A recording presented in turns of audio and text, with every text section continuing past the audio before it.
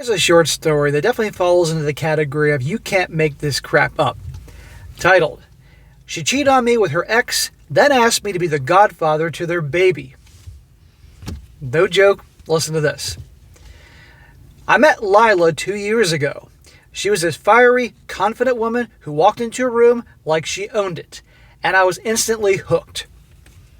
So in other words, those types are usually have big egos, full of themselves, typically masculine. And alrighty, here we go. I was instantly hooked. She made me feel like I was the luckiest guy in the world. Smack! In other words, you think you put her on the pedestal. And you treated her accordingly. And right then and there, she knew she had you.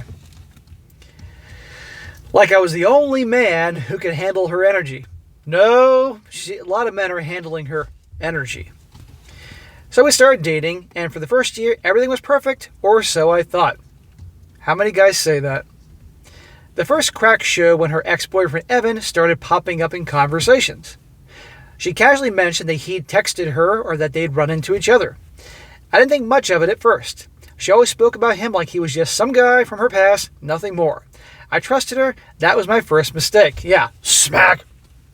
A lot of guys don't know this, but when women start talking about other dudes, particularly regularly, that's your replacement. You know, that's the guy that they like or from her past, and you're doing something wrong, and yeah. Fast forward another year, and we moved in together. Smack! Way too soon. I bet he moved into her place. What do you want to bet? It was a big step, but I was ready. I thought she was too, but almost immediately, I noticed things were off. She'd stay late at work or go out with friends and not come home until the early hours. I started catching her little lies from her, like saying that she was out with a coworker when I knew for a fact that the coworker was on vacation. Well, you rushing to move in with her communicated to her, this guy really likes me. He's really eager. Therefore, I have the power and the leverage in the relationship. And she's treating it accordingly the second he moves in. Not to mention this pedestal crap from the beginning about how she walked into a room all confident and fiery and owned it. One night, my suspicions got the better of me. She'd been out late again, and when she stumbled through the door at 2 o'clock in the morning, I asked her point blank where'd she been. She laughed it off and told me that I was being dramatic. But something in her tone made my stomach drop. I knew she was lying. Yeah, she's turning it around on you. So this guy is always at home, being the loyal, loving boyfriend, waiting for her to come home, and she's out. What do you think she's doing? That's when I started digging. I'm not proud of it, but I looked through her phone while she was in the shower. Smack! You always know it's the nice guy SIMPs that always try to apologize for going through their wife or girlfriend's phone. When she's giving you all these reasons to be suspicious, don't apologize, but these types always do.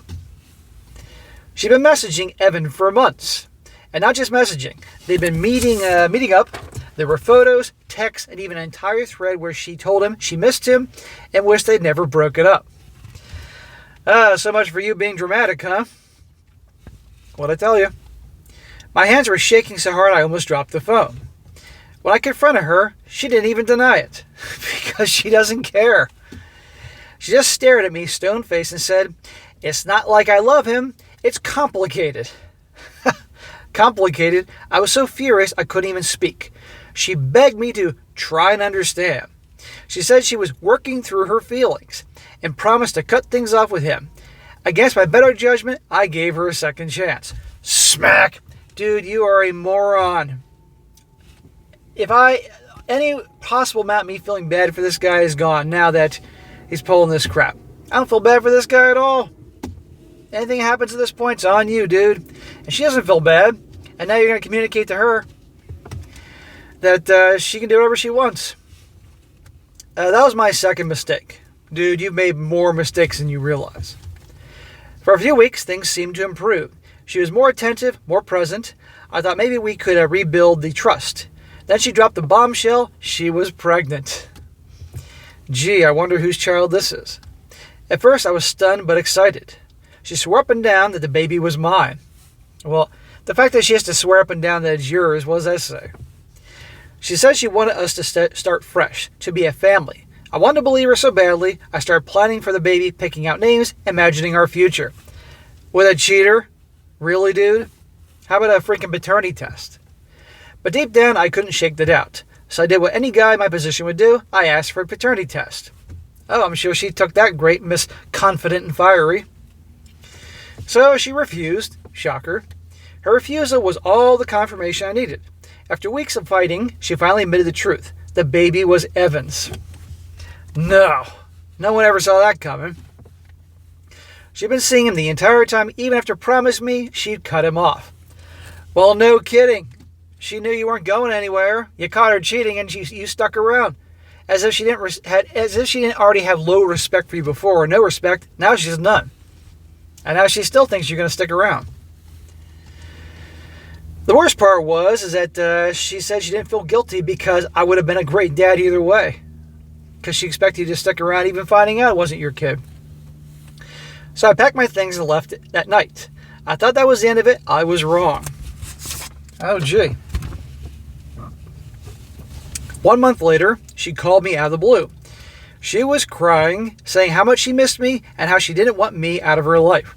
No, she misses the stability that you provide. Clearly, Evan, her ex, is not going to be the good daddy material, the good provider material that she needs for her baby. So she's calling you because she knows you'll stick around and put up with crap, and she figures you took her back before, why wouldn't you take her back again? She gets beg and cry until she finally wears you down. Then she hit me with the most insane request I've ever heard. She wanted me to be the godfather to her baby. I laughed in disbelief. She said she thought I'd understand, that I'd always been there for her, and that it would mean so much to her. That's a pathway to getting back with her. She actually had the audacity to tell me that Evan wasn't mature enough to be the proper father figure, and that she still trusted me more than anyone else. Of course, Evan's not going to be a good father figure. He's proven that. He's the Chatter Tyrone. He's the bad boy ex, the guy she longs for. I told her to lose my phone number, and I hung up on her. How could someone be so selfish, so manipulative?